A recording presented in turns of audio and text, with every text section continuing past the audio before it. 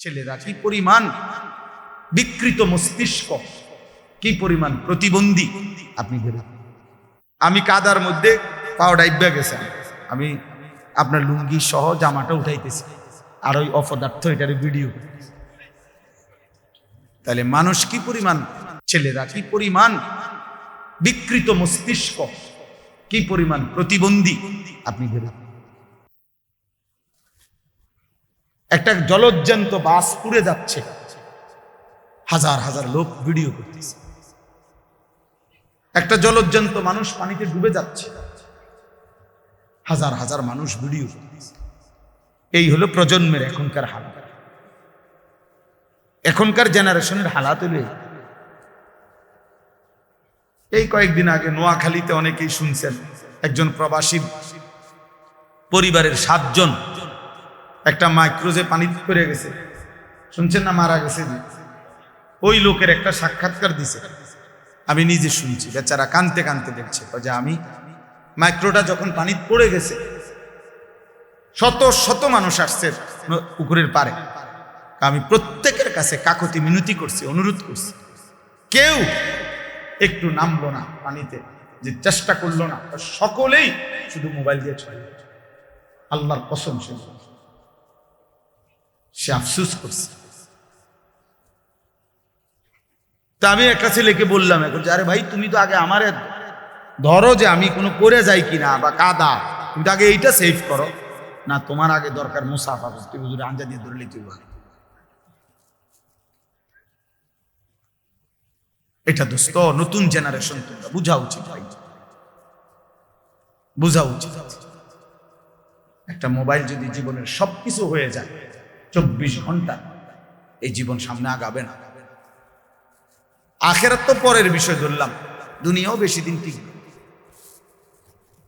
দুনিয়াও বেশি দিন টিকবে। গাফলত কোনো মানুষকে, গাফেল মানুষ দুনিয়াতেও কোনো উন্নতি করতে পারে না, আখিরাতেও। অমনোযোগী, অবহেলা, খামখেয়ালি, কাজের প্রতি নিষ্ঠা নাই, আগ্রহ নাই, পরিশ্রমের মানসিকতা নাই, ওই মানুষ দুনিয়াবি বাজার, ব্যবসা, লেনদেন, নিজের দুনিয়ার কাজেও ভালো করতে পারে। আমার আপনারা সবাই বুঝবেন, দেখেন, জিজ্ঞাসা করেন যে এই দোকানদার কোনো কাস্টমার যদি 3 বার 4 বার আইসা দেখে, মনে করেন 1 সপ্তাহের মধ্যে উনি 3 বার আইসে এই দোকানে, আইসা 3 বারই দেখছে দোকান বন্ধ অথবা দোকানদার নাই, এরপরে সে পরবর্তী 6 মাসেও আর কোনোদিন এই দোকানে আসবে। দেখেন, সে বলবে যে এনে দোকানদার থাকে না, আর বলা যায় না এটা বন্ধও থাকতে, এই শেষ, মানে তার ব্যবসা শেষ, সে আর দাঁড়াইতে পারে না। এই জন্য এটা একটা নিয়ম, কাজের প্রতি নিষ্ঠা থাকতে হবে। এত বেশি পরিমাণ গাফেল, সারাক্ষণ হাসি, সারাক্ষণ মজা, কুশকাবি, সারাক্ষণই মোবাইল নিয়ে ব্যস্ত থাকা, এ তো গাফলত ভাই, এ তো গাফলত, খামখেয়ালি। আর গাফেল মানুষ দুনিয়াতেও কোনো ভালো কিছু করতে পারে না, আখিরাতে। ও আপনাদেরকে হঠাৎ আমি শুনলাম, শুনাইতেছে আমার ওয়াজের 21 বছরের কথা। আমার 21 বছর এক এক দিন আমি কেমনে পার করছি এক মালিক জানে। গত 2 রাত আমি টোটালি ঘুমাইনি, বৃহস্পতিবার রাতেও না, শুক্রবার রাতেও। পাবনা থেকে আমি আসছি সকালবেলা, সকাল 7টা, বয়ান করছি 1.25 ঘন্টা, ফেরি পার হইতে লাগছে মোট 8 ঘন্টা আপ ডাউন। তাইলে এজন্য দোস্ত বুঝাইতে চাচ্ছি, কাজের প্রতি নিষ্ঠা থাকতে, আন্তরিকতা থাকতে। দুনিয়াতেও কেউ যদি ভালো কিছু করতে, এই আজকে যারা বড় বড় শিল্পপতি, দুনিয়ার লাইনে বড় বড় পয়সাওয়ালা, দেখবা যে হালাল হারাম পরে, কিন্তু কমপক্ষে সে যে এই পর্যায়ে গেছে, হালাল হোক হারাম হোক, সে যেটা বুঝছে এটার উপরে সে সর্বোচ্চ দিন রাত মেহনত করছে। তার দিবানিশির মেহনত, পরিশ্রম, মাথার ঘাম তারে এই পর্যায়ে নিয়ে গেছে। আমার একদিন একজন বড় ব্যবসায়ী, ঢাকা পল্টনের 1000 কোটি টাকার মালিক এখন, উনি বলছিলেন, হুজুর আমি দোকানে দোকানে দাঁড়ায় থাকতাম, তারা দুপুরবেলা খানা খাইলে দোকানদাররা বাটির কোনা দিয়ে যদি দুগা ভাত ক্ষুদ্র তরকারি বাকি থাকতো, আমার এগুলা দিলে আমি 3-4 দোকানের এই খানা একত্র করে আমি দুগা ভাত খাইতাম। কাবে এভাবে তাকায় দাঁড়ায় হাঁটতাম, দোকানদাররা খাইলে যদি ক্ষুদ্র দেয় আমার, আমি এত অভাবী ছিলাম, কিন্তু সেই আল্লাহ আমাকে মেহনতে পরিশ্রম করে গেছি, আজকে 1000 কোটি টাকার মালিক। স্বাভাবিক একটা রেস্টুরেন্টে আছে না 16 তালা। তাইলে দোস্ত দুনিয়া বললাম, দুনিয়া দুনিয়া বাংলাদেশের একজন প্রতিষ্ঠিত ব্যবসায়ী ছিলেন, কিছুদিন আগে মারা গেছে। আমি ইচ্ছা করে নাম বলতেছি, পত্রিকায় ওনার অনেক বড় লেখা আছে। উনি বলছেন বাড়ির থেকে 90 টাকা নিয়ে সর্বপ্রথম আমি সায়দাবাদ গেছি, ঢাকা। সায়দাবাদে যারা মাটি কাটে ওই সময় তাদের সাথে যে যোগ দিছি মাটি কাটবে, তারা বলছে যে কোদাল এবং টুকরি নিজের না হইলে হইতো না। অন্ত করছে আরো বিপদে, মাটিও তো কাটতে পারতাম না, কারণ আমার তো কোদাইলও নাই, টুকরিও নাই। এরপরে আবার গায়ে খাইটা কষ্ট কইরা তারপরে কোদাল টুকরি কিনছি, ওইটুকু দিয়েই সে বাংলাদেশের মৃত্যুর আগে তিনি বাংলাদেশের একজন প্রথম শ্রেণীর ঠিকাদার ছিলেন। 1000 কোটি কোটি টাকার এই রোডের, হাইওয়ে রোডের কাজ করতেন। একটা সময় এই 90 টাকার পুঁজি। তাহলে ছেলেদেরকে বললাম, বাবা দুনিয়াও ভালো হবে না, এই ফেডে বাতে চলবার কোন রকমের জোরাতানি, এই চুলে ঘুরে তার বাহারা দিন, এই কামে দূরে দিছে শয়তান তোমারে, ইবলিসে, যে তোমার একটা মহান কাজ দিছে, যে তোমার একটি জীবনের শ্রেষ্ঠ কাজ হলো প্রতিদিন সকাল থেকে রাত ঘুম পর্যন্ত 1,00,000 বার তুমি মোট চুলের ফিরাই। এই একটা তোমারে দারুণ কাজ দিছে শয়তান, তোমারে তোমার মতো ফালতু লোকের একটা কাজ দেওয়া, তোমারে একটা দারুণ কাজ দিছে যে তুমি নিজের পয়সা দিয়ে এমবি ঢুকাইবা, আর সারা পৃথিবীর পাগল ছাগল, সুস্থ অসুস্থ, যে যা মোবাইলে দেয় তুমি শুধু টাইনা টাইনা দিবে। টাকা যাবে তোমার, সময় যাবে তোমার, হায়াত যাবে তোমার, কামাই হবে।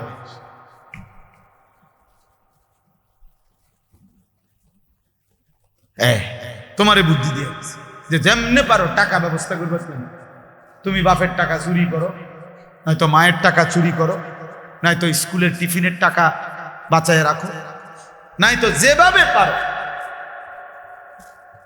নারী তোমাকে দেখতেই হবে, উলঙ্গ ছবি তোমাকে দেখতেই হবে,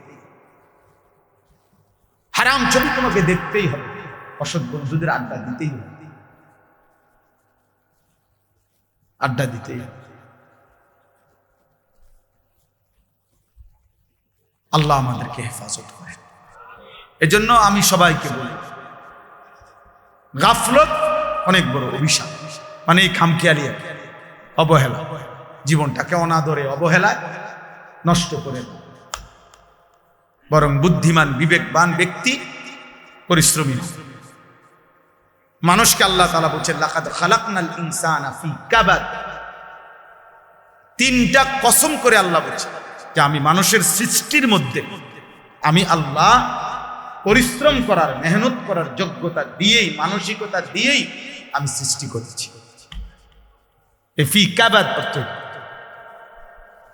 আমি আল্লাহ তাআলা মানুষকে মেহনত করার মানসিকতা, যোগ্যতা দিয়েই লাকাদ খালাকনাল ইনসান, আমি মানুষকে সৃষ্টি করেছি। এজন্য সব ছেলেকে বললাম, এই ভূমিকা ছাড়াই কথা শেষ। কথার প্রসঙ্গে প্রথম কথা এটা বলতে, গাফেল না হওয়া ভাইয়া, দুনিয়াও না আখিরাত। ভালো উপার্জনের জন্য মেহনত করতে, একটু সুখ, একটু সচ্ছলতা, ঘর বাড়ি চলাফেরা, পরিবারের একটু প্রশস্ততার জন্য মেহনতও চাই, মেহনতও চাই। আপনি ঘুমের থেকে উঠে উঠে জমিদারি করবেন, এ কয়দিন তাফালিং,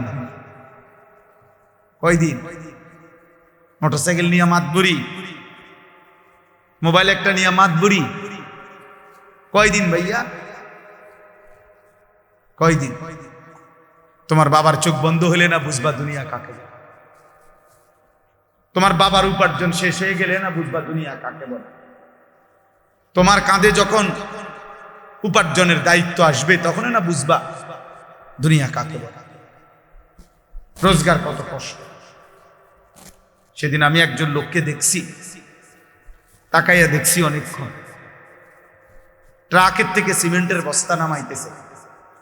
আমি লোকটার দিকে তাকাইয়াছিলাম, সারাটা শরীর ঘামে, আমার মনে হয় যেন লোকটা মানে পানির মধ্যে, সারাটা চুল চেহারা তার ঘামে, ঘাম বাইয়া বাইয়া পেয়েছে। তাহলে এক বস্তা ট্রাকের থেকে প্রতি বস্তা সিমেন্ট নামাইয়া গোডাউনে থুইলে সর্বোচ্চ 60 টাকা, 8 টাকা বা 10 টাকা দেয়, সর্বোচ্চ রেট হলো 10 টাকা, মানে এন থেকে হয়তো গোডাউনে থুইবে আর কি। তাহলে 50 বস্তা সিমেন্ট যদি এই বেচারা নামায়, তাহলে প্রিয় যুবক ছেলে, 50 বার এই লোকটাকে, তোমার বাবাকে হতে পারে 50 বারই উনি কোমরটা বাঁকা,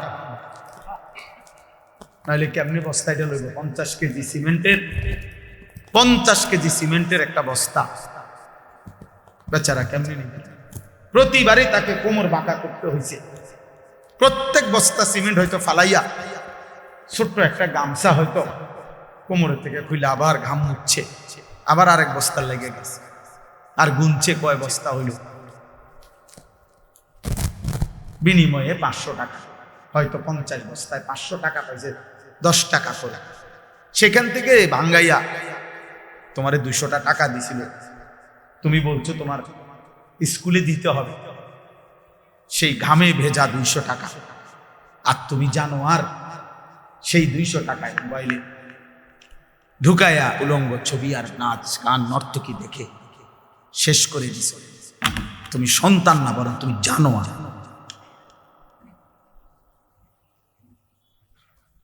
তুমি সন্তান, তুমি মানুষ না, বরং তুমি কুত্তা, তুমি জানো, তুমি জানো না তোমার বাবার এই 100টা টাকার পিছনে কতগুলো ঘাম ঝরছে, কতগুলো ঘাম ঝরছে।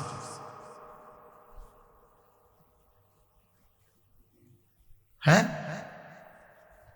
আমার আব্বা ছোটবেলায় আমরা দেখছি সারাদিন স্কুল করে আব্বা যখন আসতেন, প্রাইমারি স্কুলে মাস্টারি করতেন, মসজিদ ইমামতি, আমার আব্বার একটা বা দুইটা গেঞ্জি ছিল, গেঞ্জিগুলোর এই পাশে এই পাশে ঘামে ভিজা। তো আমার মনে আছে কোনো সময় গেঞ্জি ধুইতে দিলে আমরা ধুইতাম না, আমি ফাটতাম না, মানে ঘামের গন্ধে বাবার গেঞ্জি ভিজাতাম। সেখান থেকে আব্বা আমার মনে আছে মাস শেষে প্রতি 300 টাকা মাদ্রাসায় পাঠাইছে আমার লেগে। একটা পোস্ট কার্ডে তখন মানি অর্ডার করতে হইতো টাকা, তো মানি অর্ডার করলে একটা ছোট্ট পোস্ট কার্ড আছিল, এটার মধ্যে নাম ঠিকানা লিখতে হইতো, নিচে দিয়া একটু জায়গা ছিল, এখানে নিজস্ব কোনো কথা থাকলে লিখতে হইতো। তো আব্বা লিখতো, আনিস তোমার জন্য 300 টাকা পাঠাইলাম, বাবা টাকা পাইয়া জানাইও। তো আব্বারে জানাইতাম যে বাবা টাকা পাইছে।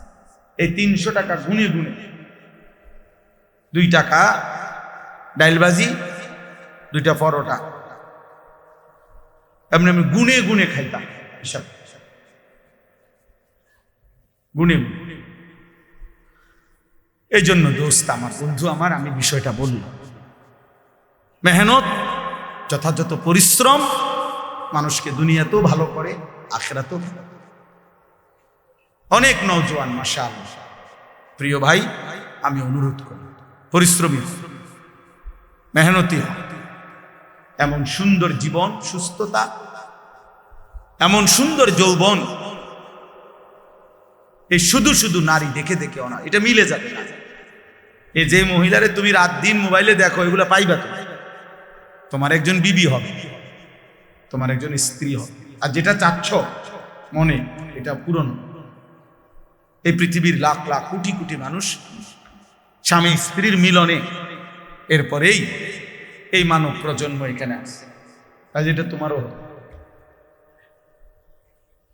এটার জন্য অল্প বয়সে কুত্তার মতো হওয়া, চরিত্রহীন লম্পট, যে রাত দিন নারী দেখে, ছবি দেখে, জিনা ব্যভিচারের দৃশ্য দেখে, এমন নিকৃষ্ট জানোয়ার হওয়ার কোনো দরকার নেই। এটা এমনি মিল। বিয়ে শাদী তো স্বাভাবিক বিষয়, স্বামী স্ত্রী, নারী পুরুষের মিলন, আল্লাহ তাআলার কুদরতি নিজাম। আল্লাহ বলছে আমি এটা ব্যবস্থা করে রাখছিলাম, যথা সময়ই পৌঁছে যাবে। সময়ের আগে এক লোকমা খাবারও পৌঁছে। আমরা কিতাবে পড়ছি, কিতাবের মধ্যে আছে, আমরা পড়ছি যে হে আল্লাহর বান্দা, তোমার লোকমা যদি, তুমি আসো জমিনে, আর তোমার একটি লোকমা যদি পাহাড়ের উপরেও থাকে, তো নিশ্চিত মনে রেখো, ইয়াকিন, পাহাড়ের উপরের ওই লোকমাটাই তোমার মুখে পৌঁছবে। আর আল্লাহর ওলিরা বলেন, যদি হে আল্লাহর বান্দা, তুমি মুখের কাছে দুই ঠোঁটের সামনে নিয়ে আসছো লোকমা, কিন্তু যদি সেটা তোমার ফয়সালাতে না থাকে, খোদার কসম ওই লোকমা তোমার ভিতরে ঢুকবে না। যেটুকু বরাদ্দ, ওইটা যদি পাহাড়েও থাকে, সেখান থেকে নেমে আসবে। যেটা বরাদ্দ নাই, সেটা ঠোঁটের কাছে থাকলেও সেটা কি হবে না, মিলবে। অতএব আমাদের জীবনের এটা বড় বুঝা উচিত। আমি বেশি আফসোস করি যে ছেলেরা, বাবা কেন বুঝতেছো না যে তুমি তোমারে চিনলা না কেন? কমপক্ষে ডানে বামে তাকাইও না, এই সমাজের কারো দিকে তাকাইও না, তোমার দিকে তাকাও তো একটু, যে আমি কি করছি সারাটা দিনে। মানুষের কাজ সারা দিনে আমি বেশি ব্যস্ত ছিলাম। আজকে মাগরিব পর্যন্ত আমার বাচ্চা অসুস্থ ছিল, আর আমি ডাক্তার দেখাইয়া বাসাত রাইখা সুদন্যপুর আমার শায়েখ আরিফ বিল্লাহ আল্লামা মুফতি মুশতাকুর নবী কাসেমি হজরতের মাদ্রাসায় আমি যাইতে হয়েছে মাগরিবের পর। ওইখানে ইসলাহি মাহফিল, সেখানে আমি 20 মিনিট বয়ান করছি, এরপরে এখানে আসছি। আমি বারবার যোগাযোগ হইতেছে যে দেরি হয়ে যাইতেছে, বা আমার আরেকটা মাহফিল আছে, সবই ঠিক আছে, কিন্তু আমি মাঝখানে ঠিকই এরপরেও এলিটগঞ্জ পাম্পে আমরা এশার নামাজ জামাতে পড়ে আসছি। মাহফিল যদি কাইতে হইয়া যায়, শীত হইয়া যায়, আমাকে আমার নামাজ পড়তে হবে না? শ্রোতা যদি চলেও যায়, আমাকে আমার নামাজ পড়তে হবে না? ওই দেখো, ঠিক ওই দেখো, ওই অপদার্থরে দেখো, ঠিক মতো চোখেও দেখে না, কিন্তু মাগার মোবাইলে এমনি, হ্যাঁ চোখের লগে লাগাই দাও, এটা গাম দিয়া কষ্টেপ লাগাই দাও, এই যে আছে এখানে কষ্টেপ। হ্যাঁ হ্যাঁ, না না, লজ্জা, লজ্জা হবে কোন দিন? কোন দিন হবে বলেন? হায়া হবে কোন দিন? তাই শিখবে কোন দিন? আমার ছেলেরা, সন্তান শিখবে কোন দিন? ফেরাবে কে এদেরকে? কারো। সবাই, আমরা সবাই ভাবতেছেন পাশ কাইটা জায়গা, সবাই ভাবতেছেন মাথা নোয়া জায়গা, সবাই ভাবতেছেন যার যার রুমে ঢুকে গেলে, ঘরে ঢুকে গেলে দরজা বন্ধ করে দিলে নিরাপদ। আল্লাহর কসম, কোন সমাজের মধ্যে যদি জিনা বেড়ে যায়, বেবিচার বেড়ে যায়, নারী ছেলে মেয়ের অবাধ মেলামেশা চলাফেরা যদি বেড়ে যায়, রব্বে কাবার কসম কিতাবে আছে, ওই সমাজের কোন ঘর আর পবিত্র নারী মেলা কঠিন হয়ে যায়। আগামীর প্রজন্ম হয়তো নেককার মেয়ে, চরিত্রবান মেয়ে, সতী সাথী মেয়ে মিলাটা কঠিন হয়ে যাবে যদি জেনা বেবিচার আর পরকিয়া আর হারাম অসভ্যতা এইভাবে ছড়িয়ে যায়। কষ্ট হয়ে যাবে, কষ্ট হয়ে যাবে। এমনি বেড়ি তো একটা মিললেই হলো না, একজনের লগে হুইত্যা লাইলে তো হইলো না। বোঝেন নাই আমার কথাটা? একজনের লাগে শুয়ে লাইলে তো হইলো না।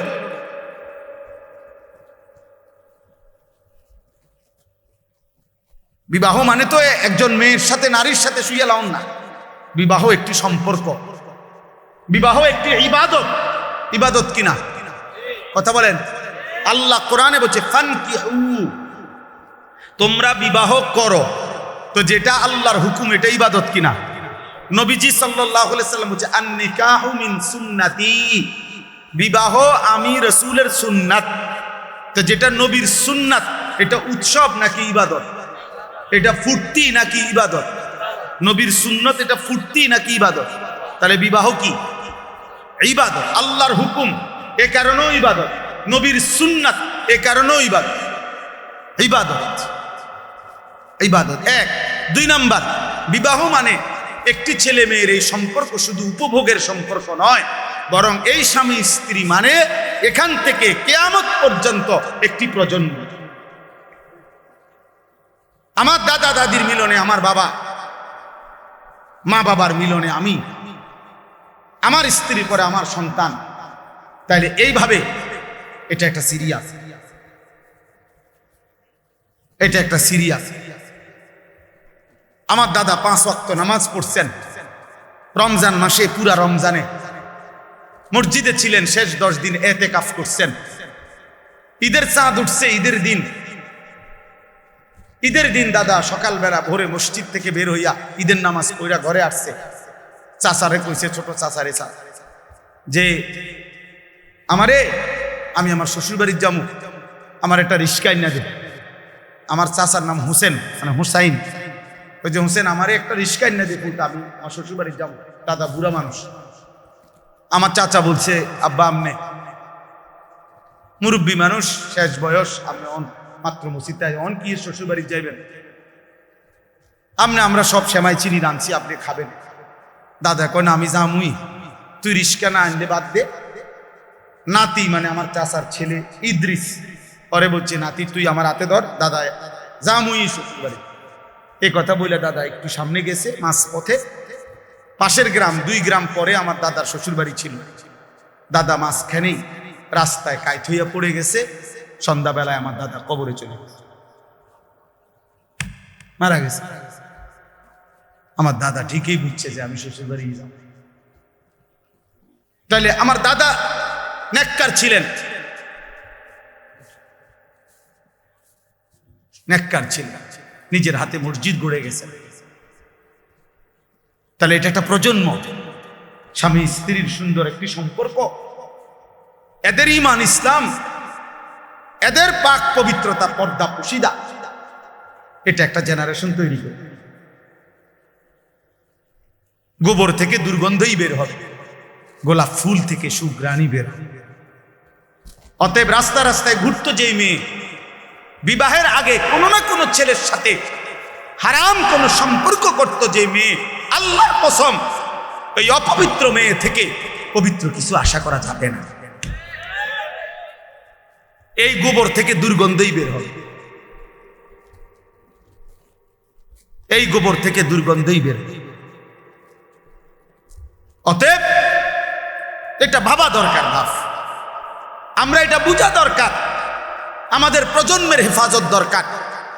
একটি সমাজের মধ্যে সবচেয়ে বড় সম্পদ, একটি ঘরের সবচেয়ে বড় সম্পদ, একজন বাবার সবচেয়ে বড় সম্পদ তার স্ত্রী সন্তান। খাট যত দামি হোক দোস্ত, 20 বছর পরে এই খাট ওই ঘরে থাকবে না। পৃথিবীর সবচেয়ে মজবুত কাঠ দিয়েও যদি সোফা বানায় 5 বছর লাগবে না, এটার বার্নিশ উঠে যাবে 3 বছর 4 বছরের ভিতরে। পরবর্তী 20 বছরের ভিতরে ওই ফার্নিচারের নাম গন্ধ ঘরে পাওয়া যাবে না, কারণ এর পরে আরো বহু লেটেস্ট মডেল পৃথিবীতে আসছে, যার কারণে ইডি হালাই দিছে। বুঝেন নাই কথাই? মসজিদে যে আগে মোজাইক হইতো, আমি তো দেখছি ছোটবেলা, মেশিন দিয়া ছোট ছোট ছোট গুড়া গুড়া পাথরের গুড়া মোজাইক করতে, আর এগুলার মোজাইক আগে ছোট ছোট এলোমেলো পাথরের কঙ্কর, ছোট ছোট পিচ্ছি পিচ্ছি পিচ্ছি না, মোজাইক দেখছেন না, কই এখন আসেনি এগুলা। তো মোজাইক ভাঙ্গে টাইলস লাগায়, মানে এমন মসজিদ যেখানে আগে মোজাইক ছিল, কয় না এটি ওনার ভাল লাগে না, আরে উড়াও এটি উড়াও, টাইলস পুরা মসজিদ টাইলস করা, টাইলস পুরাতন গ্রিল বদলাইয়া SS5 এর দরজা গ্রিল লাগানো হয় কিনা বলে? তাইলে বাবা বলে দুনিয়ার এই আসবাব উপকরণ আমরা যা দুনিয়া সাজাইলাম ঘরে, আল্লাহর কসম এগুলা থাকবে না। আমনে রেখে যাওয়া কাঁচের প্লেট আগামী 10 বছর পরে আর থাকবে না। আপনার রেখে যাওয়া সোফা, ফার্নিচার, খাট, ডাইনিং টেবিল এগুলো থাকবে না। এগুলা বংশধররা ফেলে দিবে, নায়নাতকুররা ফেলে দিবে। কিন্তু আপনি যেই ছেলেটাকে গড়ে গেলেন, আপনি যদি মেয়েটাকে দিন শিখায়া যান, পর্দা শিখায়া যান, ছেলেটাকে আল্লাহর কোরআন শিখায়া যান, খুদার কসম তার প্রতিটা সেজদা মৃত্যু পর্যন্ত ওই বাবা আমার আমল নামার মধ্যে নেকি নিয়ে আসবে, কোনো সন্দেহ নেই। আল্লাহ নবী সাল্লাল্লাহু আলাইহি সাল্লামের হাদিস কত শুনছেন আপনারা, ওয়াজে উলামায়ে কেরাম বলে আপনাদেরকে যে মান কারা আল কোরআন ওয়া আমিলা বিমা ফিহি উলবিসা ওয়ালিদাহু তাজান ইয়াউমাল কিয়ামah। আল্লাহ নবী সাল্লাল্লাহু আলাইহি সাল্লাম বলেন, যে কোরআন পড়লো, কোরআন অনুযায়ী জীবন চালাইলো, ওই ব্যক্তির মা বাবাকে কিয়ামতের দিন নূরের মুকুট, আলোকিত মুকুট পরিধান করানো। নবীজি বলছে তাহলে ভাবো তো, যদি বাবা মাকে এই মর্যাদা দেওয়া হয়, তাহলে যে কোরআন পড়লো সরাসরি, যে নিজে আমল করলো, ফামা যান্নুকুম বিল্লাযী আমিলা বিহাযা, তাকে আল্লাহ কি পুরস্কার দিবে? যে কোরআন পড়ছে, যে কোরআন আমল করছে। বাপ মারে যদি আল্লাহ সম্মান দেয়, তো হাফেজে কোরআনকে কি দিবে? আলেমে দ্বীনকে আল্লাহ কি?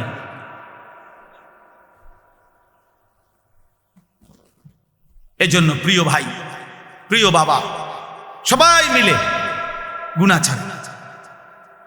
আমার মূল বক্তব্য আজকে এটুকু, গুনাহ ছেড়ে দিতে হবে।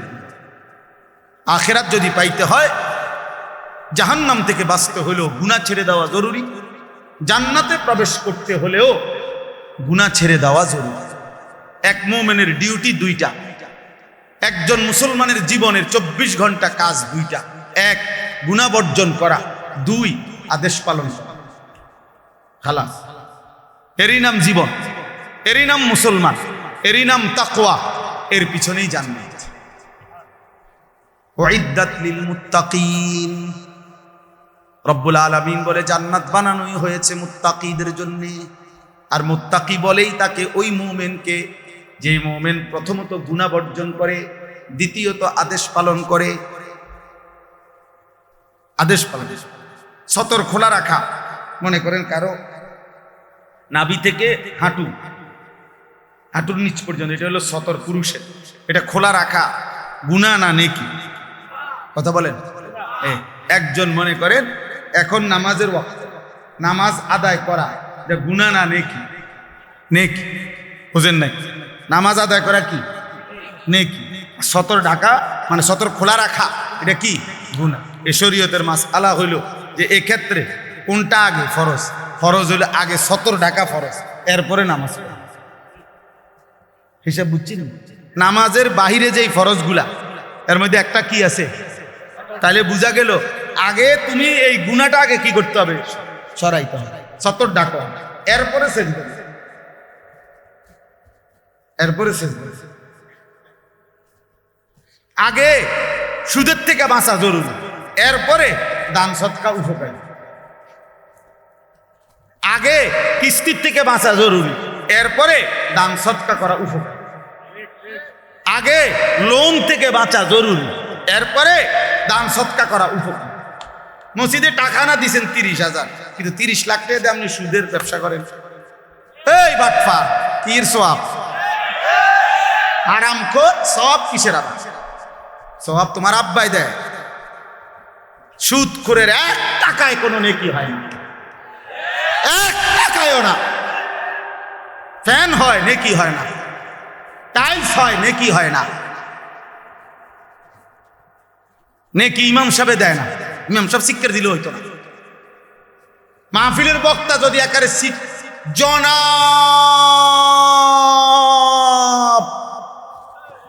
অমুকে অমুক 30,000 মার হাবারে মার, যা ফারস মার, তারে টিহা দিল কেন, মার কন্যা।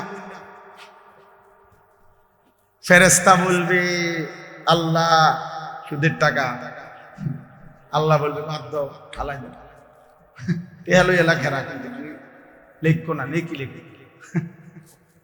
টাকা নেওয়া যায়, বলে নেয় কেন? হ্যাঁ নেওয়া যায়, এইটাও কত। আপনি হয়তো বলবেন আরে এরপরে হুজুর আপনারা নেন কা, টাকা নেওয়া যায় কিন্তু নেকি হবে। এইটাই এখন বুঝাইছিলাম নুরুন নবী ভাইরে, আমার গাড়ির ছিল, এটা জরুরি বিষয়। নেকি হবে, নেকি হইতে হইলে হালাল হইতে, দুনিয়াবি লেনদেন করা এটা ভিন্ন মাসআলা। আপনি যদি না বুঝেন আপনারা আলেম থেকে বুঝে নিন, কিন্তু বুঝাইতে চাচ্ছি এটা জরুরি মাফ, গুনাহ ছেড়ে দাও। তাহলে আগে জরুরি কি বলেন না, আমি কথা শেষ করে ফেলবো এখন। আগে জরুরি কি? দাফউল মুদাররাতি মুকদ্দামুন আলা জালবিল মানফা। আরবি ভাষার গুরুত্বপূর্ণ মূলনীতি এটা, যে আগে ক্ষতি সরাও, এরপরে উপকার, উপকার পরে, আগে কি কথা বলেন না, ক্ষতি সরাও এইটার।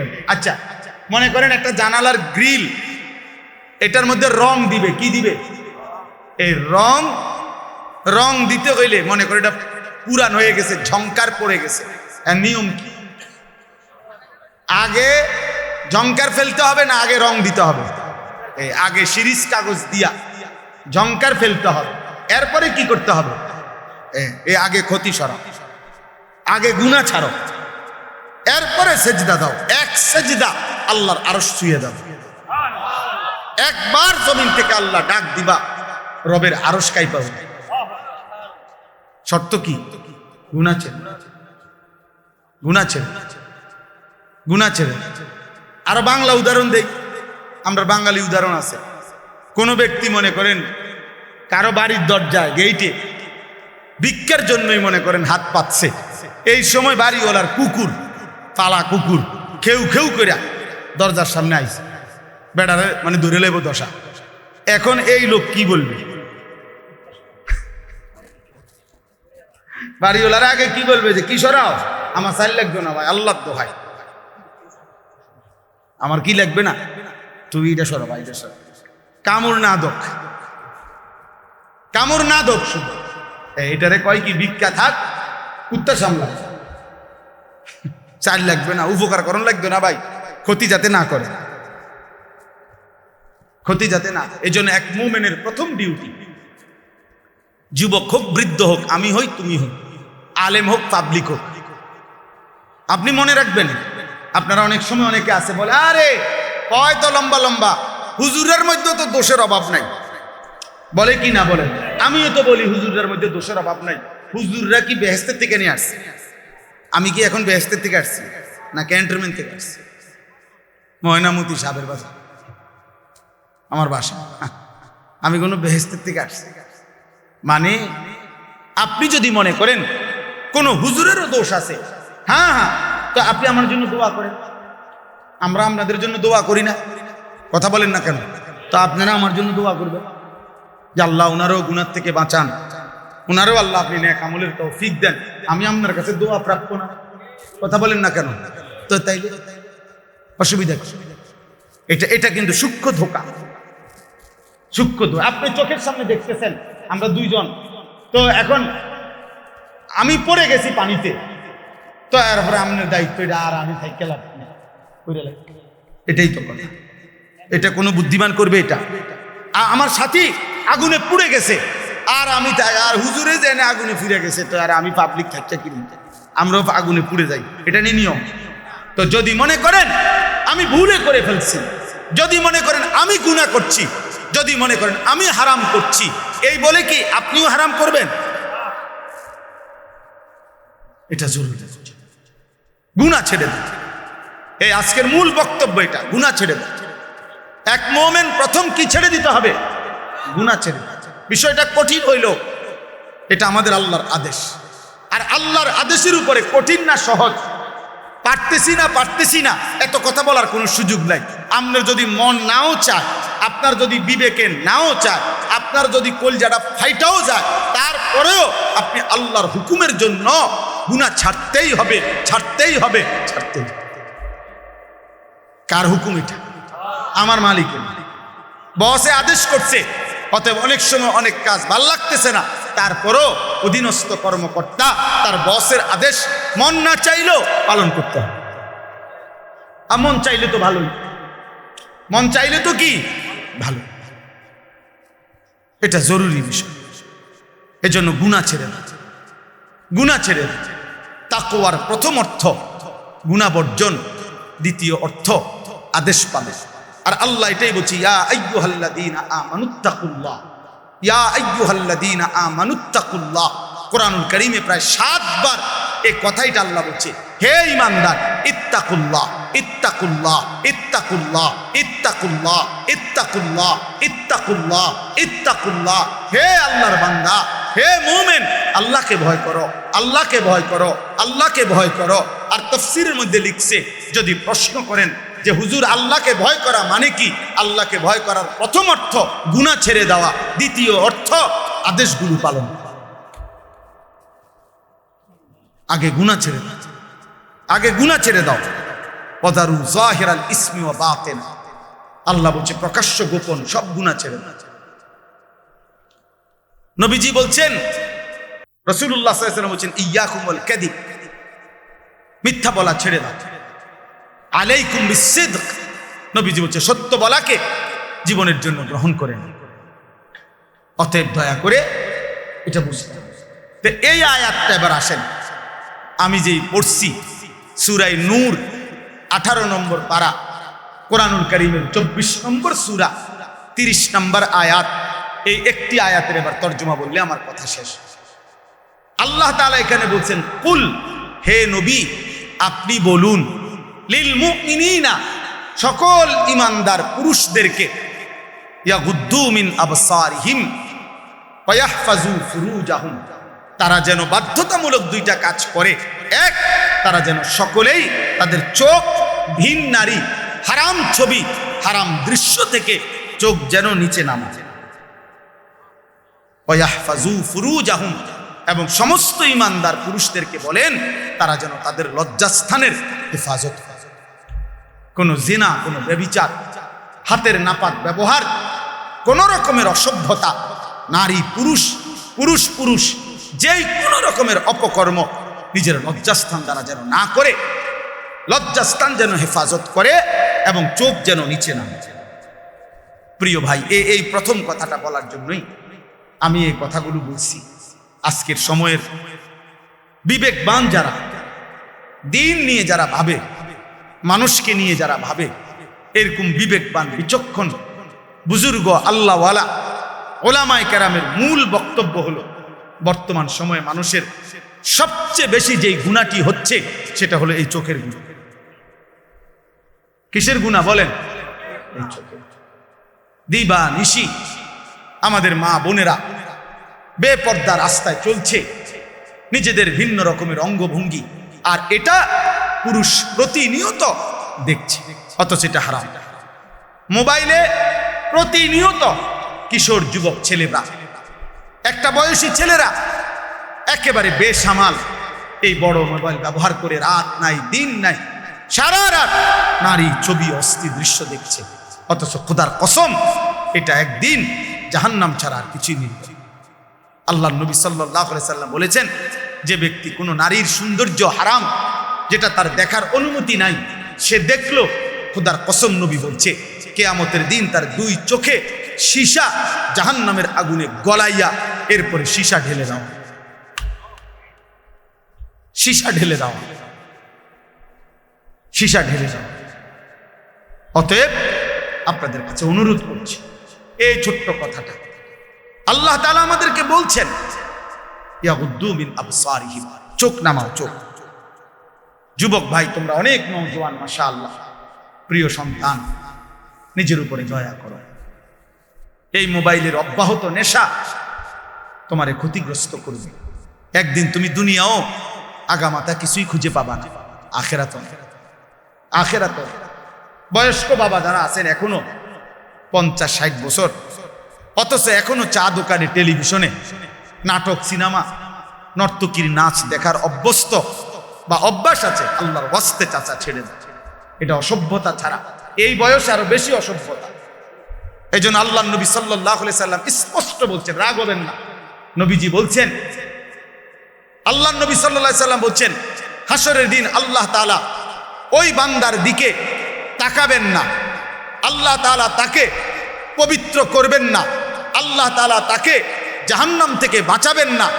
এই কথা বলতে গিয়ে 1 নম্বরে যার কথা বলছে নবীজি বলছেন যে আশ-শাইখুজ জানি, যে বুড়া ব্যভিচারী। খোদার কসম, বয়স বেশি, বয়স হয়ে গেছে, অথচ এখনো জিনাকার, ব্যভিচারী। আর চোখ দিয়ে ভিন নারী দেখলে এটাও জিনা, হাত দিয়ে ছুঁয়ে দিলে এটাও জিনা, কান দিয়ে শুনলে ভিন নারীর কথা, হারাম কথা, এটাও জিনা, অন্তর দিয়ে কল্পনা করিলে এটাও জিনা, লজ্জাস্থান দিয়ে জিনা করিলে এটাও জিনা, নবীজি বলছেন। অতএব আল্লাহ নবী সাল্লাল্লাহু আলাইহি সাল্লাম বলছেন, বয়স্ক হওয়ার পরেও যে জিনার অভ্যাস, হারাম নারী দেখার অভ্যাস, বাস্তবে হোক আর মোবাইলে হোক আর টেলিভিশনে হোক আর সাদওয়ানে হোক, এই বদভ্যাস যে ছাড়ে নাই, আল্লাহ তাআলা তার দিকে কিয়ামতের দিন তাকাবেন না, আল্লাহ তাকে পবিত্র করবে না, আল্লাহ তাকে জাহান্নাম থেকে বাঁচাবে।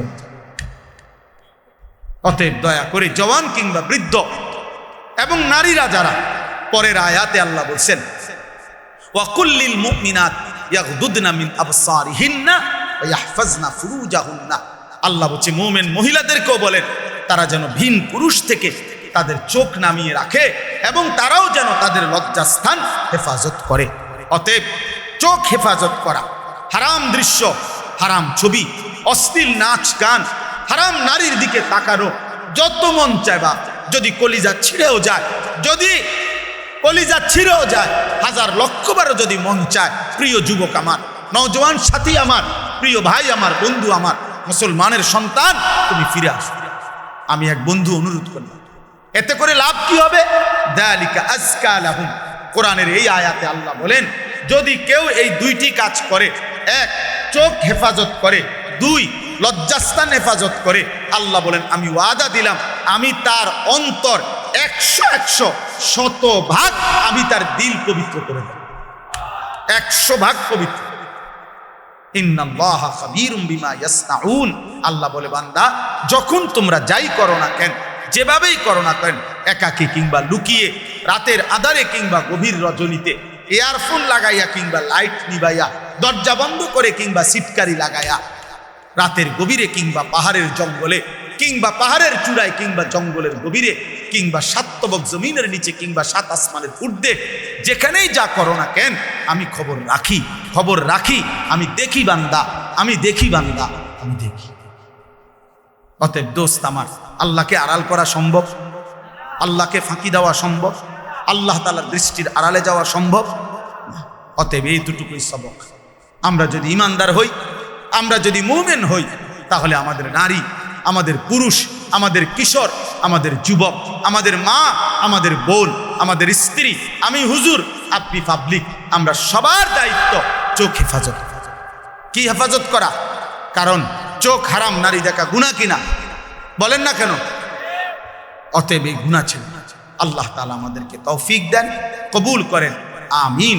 সুবহানাল্লাহি ওয়া বিহামদিহি, সুবহানাকাল্লাহুম্মা বিহামদিকা, আশহাদু আল লা ইলাহা ইল্লা আনতা, আস্তাগফিরুকা ওয়া আতুবু ইলাইক। ইয়া দেন মাইক দেন,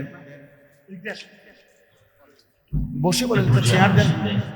সংক্ষেপে ভিডিওর শুভেচ্ছা বক্তব্য দিবেন আজকে মাহফিলের সভাপতি। ওঠো না বাবা, দোয়া করে ওঠো, খুব দ্রুতই আমরা দোয়া করে দেবো, এক্ষুনি ওঠো না, 5টা মিনিটের জন্য আর যায়েন না, 5 মিনিট লাগবে না ইনশাআল্লাহ। উপস্থিত আজকের মাহফিলের সম্মানিত সভাপতি, উপস্থিত বিভিন্ন পর্যায়ে সম্মানিত মুরব্বিয়ানে কেরাম এবং সম্মানিত মুসলিমবৃন্দ, আমি সংক্ষেপে একটা বিহিল্লাহু ফালা মুদিল্লা লাহু ওয়া মান ইউদ্লিলহু ফালা হাদিয়া লাহু ونشهد أن لا إله إلا الله وحده لا شريك له ونشهد أن سيدنا وحبيبنا ومولانا محمدا عبده ورسوله أما بعد فأعوذ بالله من الشيطان الرجيم بسم الله الرحمن الرحيم قل للمؤمنين يغضوا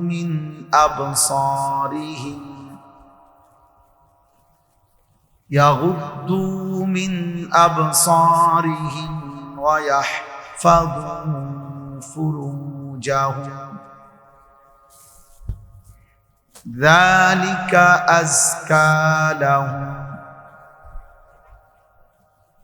إن الله خبير بما يصنعون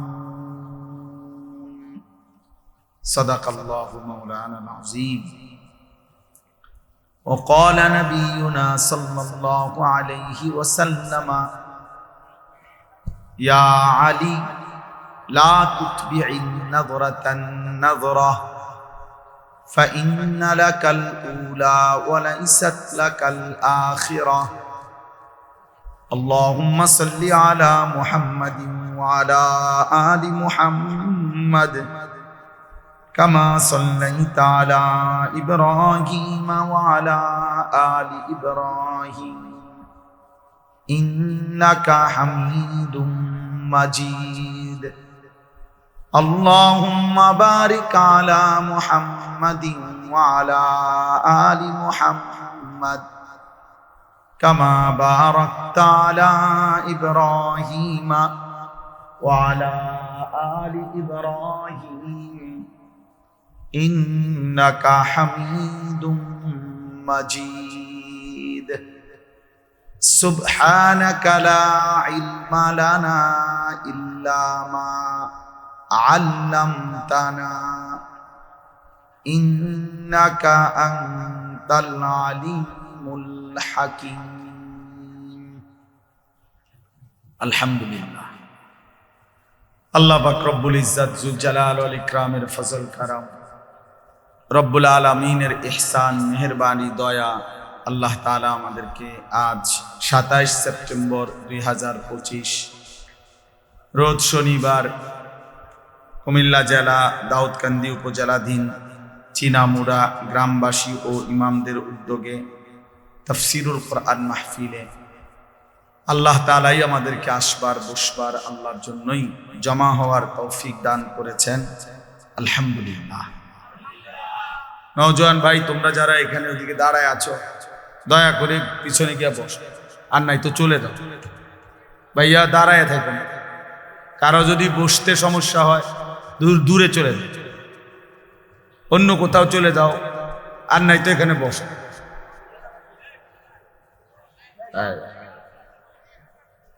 যাও ভাই বসো, এই ছেলেরা বসো, বাবা বসো, তোমরা যাও, সরো ওইদিকে সরো ভাই, বড় কথা শোনো ভাই, বসো। তোমরা দাঁড়ায় আছো তো বসো। এই ছেলে শুনতেছো তোমরা? সবাই বসতে হবে। মাশাআল্লাহ মাশাআল্লাহ। হ্যাঁ, দুই একজন চলে গেলে কোনো সমস্যা নেই, টেনশন করার কিছু। সবাই শুনতে হবে, এটা জরুরি। এটা তো আপনার নির্বাচনী জনসভা না যে ভোট দরকার, কথা বুঝছেন না তো? কাজেই এখানে কোনো সংখ্যা বিষয় না, আল্লাহর কথা বললেই হোক, শুনলেই হোক। একজন শুনলেও সমান গুরুত্ব, 100 জন শুনলেও সমান গুরুত্ব, কোনো অসুবিধা নেই। আল্লাহর কথা বলার ক্ষেত্রে কম বেশি কোনো বিবেচ্য বিষয় নেই। আল্লাহর কথা বলতে পারা, এটাই মেইন বিষয়। এই ছেলে, এই গেঞ্জিওয়ালা ছেলে, তোমার তো আরো একবার বললাম, না বসলে তুমি চলে যাও ভাই এর থেকে, তোমার তো অনুমতি দিলাম। বউ না, তোমরা পিছনে দাঁড়ায় আছো কেন বাবা? একটু চাপায় বসো, জায়গা আছে, এখনো অনেক জায়গা আছে। বউ বাবা, ভদ্রতার জন্য বসো। হ্যাঁ, নাই তো চলে যাও, মাশাআল্লাহ, কোনো অসুবিধা নেই।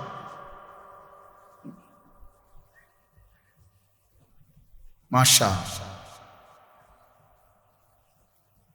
এটা গুরুত্বপূর্ণ বাপ। কম হোক, আল্লাহর কথা,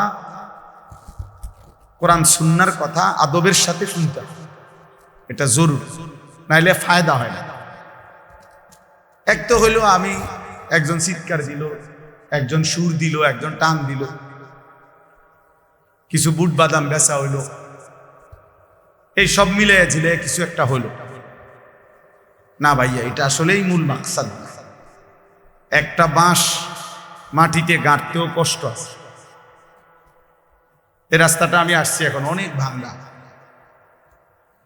তাইলে প্রত্যেককেই কষ্ট করে আসতে হয়েছে।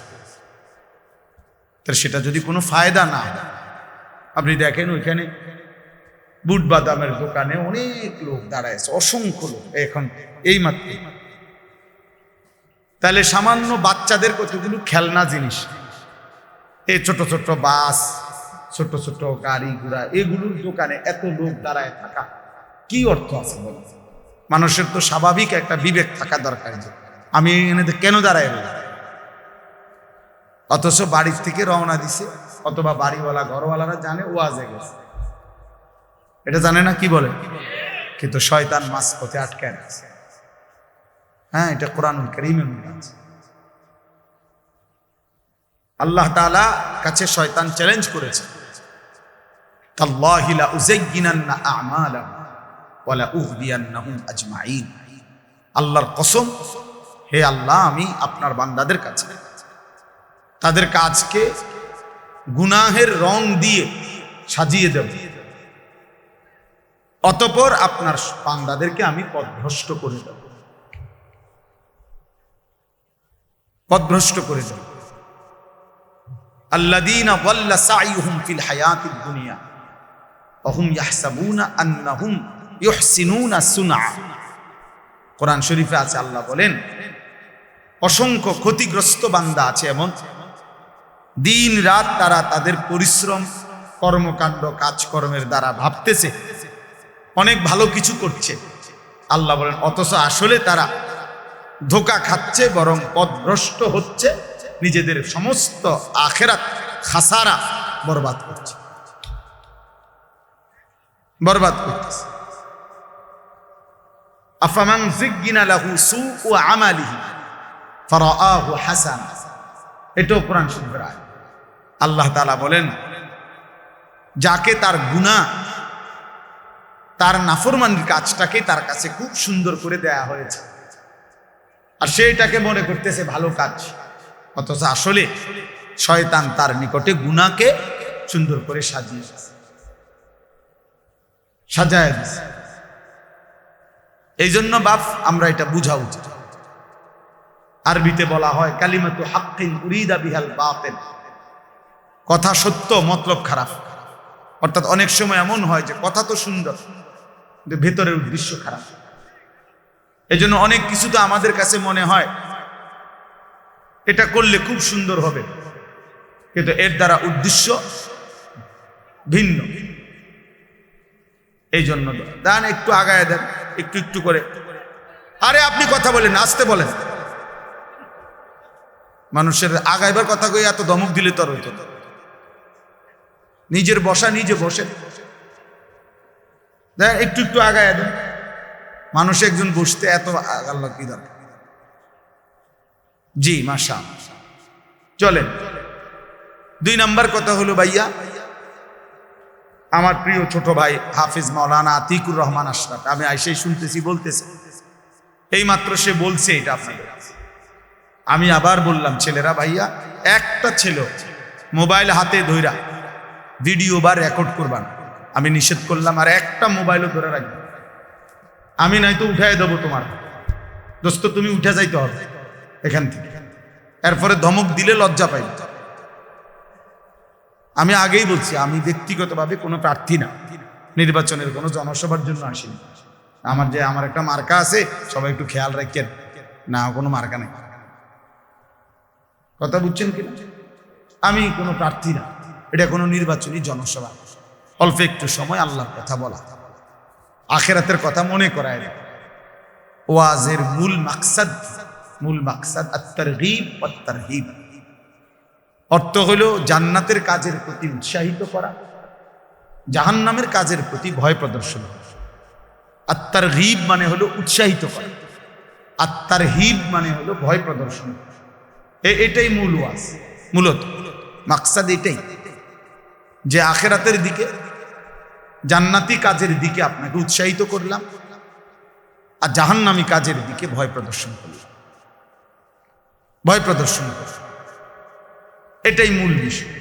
এই জন্য দয়া করে অল্প একটু সময় আমরা মনোযোগ দিয়ে শুনলে ফায়দা। মোবাইল নিয়ে আসার রাখবেন। আমি এখানে নামছি এই মাত্র গাড়িতে, পুরাটা জায়গা আমরা খেয়ালও করি নাই, ড্রাইভারও বুঝে নাই, মানে পুরা কাদা।